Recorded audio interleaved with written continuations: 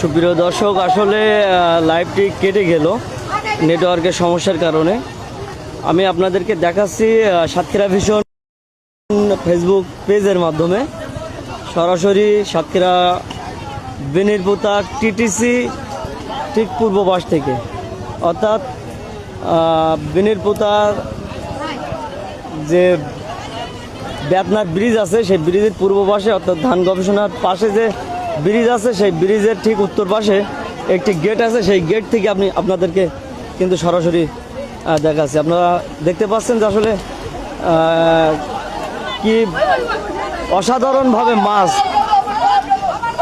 ধরা হচ্ছে। আসলে মাছ কিন্তু যারা এখানে এসেছেন আমার দৃষ্টিকোণ থেকে কিন্তু মাছ কিন্তু তারা ধরছেন না, মাছ কিন্তু নিজেরাই ধরা দিচ্ছেন এবং বড় বড় মাছ দেখছেন যে মাছ লাফিয়ে